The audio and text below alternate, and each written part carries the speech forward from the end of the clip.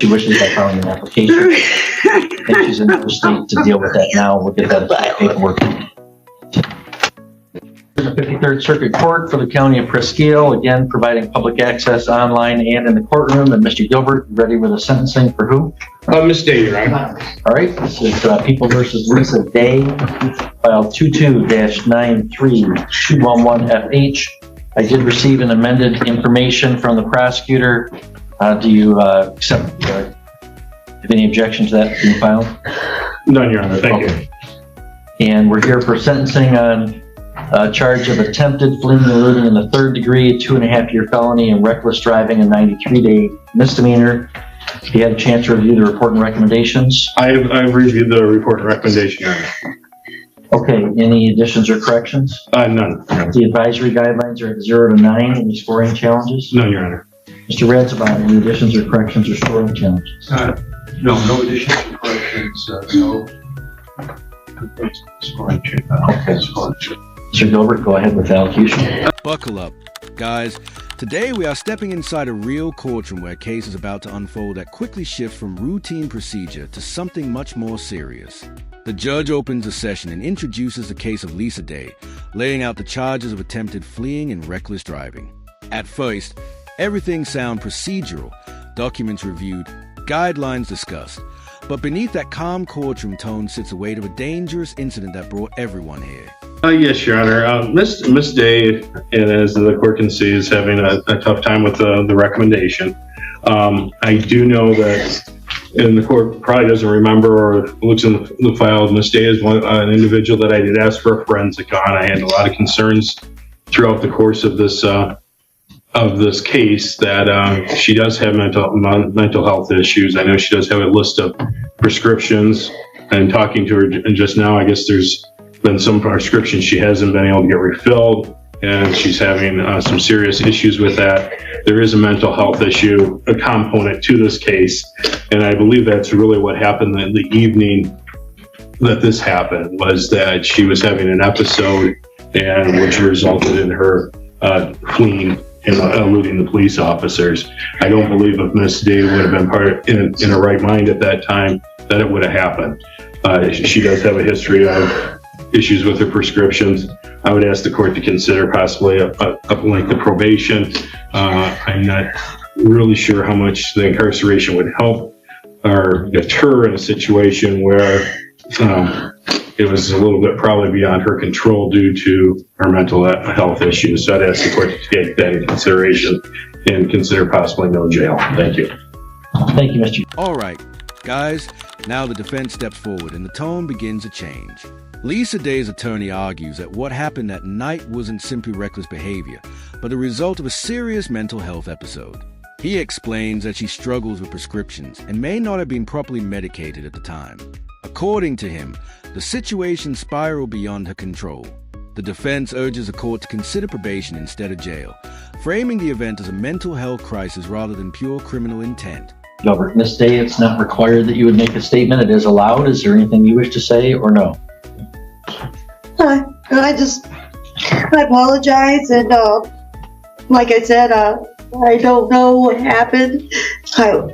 My mind wasn't processing what was going on at the time, and I just can't believe that I did something like this, because it's totally out of my character. And I don't feel that I can continue my treatment if I'm incarcerated. And I need to continue my treatment because it's vital to my mental health. All right, thank you. Mr. Ransbotham, recommendations from the people? I'm totally in agreement with the recommendation for 9 months in jail.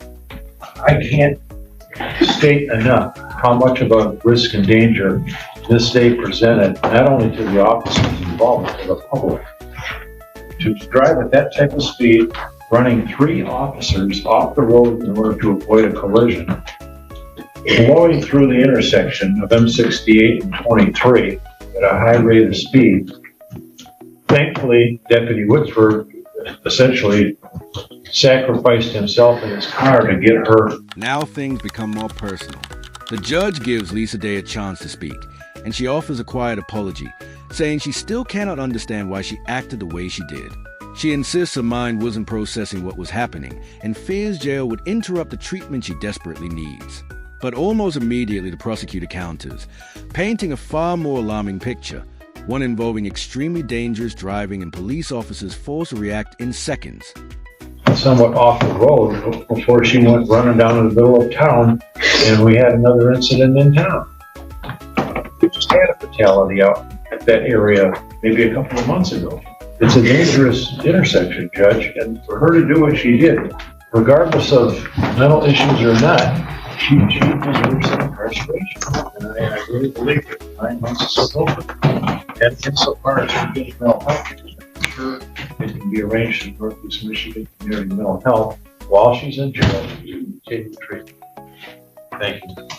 All right, thank you. This is where the tension inside the courtroom really spikes.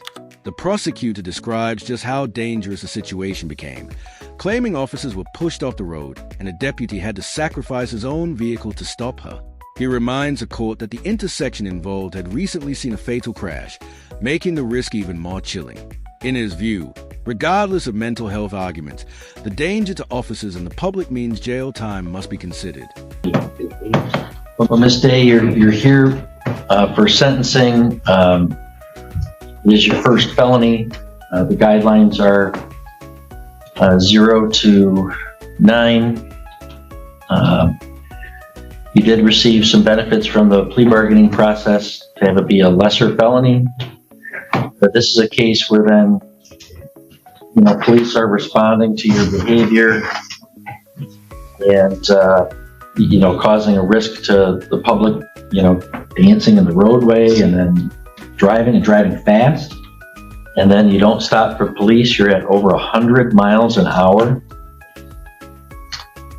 Running vehicles off the roadway, not only law enforcement, but just ordinary folks.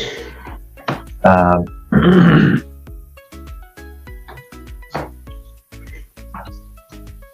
mean, from a case I had earlier today, where appropriate, if there's a way to divert to the mental health system, that can work sometimes. And in that case, it was a resisting arrest that wasn't super active resisting, and there wasn't really a great degree of risk to the officers, let alone the public. In this case, this is a case of extreme risk to the public and to those law enforcement officers. I agree with the statement in the report. It's fortunate that nobody was killed. And Ms. Day compounds the mental health with the substance abuse problems as well. I think that extreme risk to the public from this situation does warrant some incarceration. Given the total circumstances, I am going to adopt that recommendation in order that Ms. Day serve 9 months in the Prescott County Jail, with credit for 4 days previously served, 93 days on the misdemeanor count, again, credit for 4 days, state costs of $118, and the crime victims assessment of $130.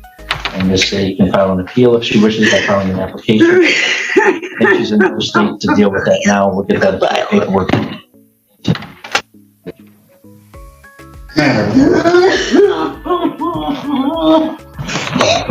And here comes a moment everyone in the courtroom has been waiting for.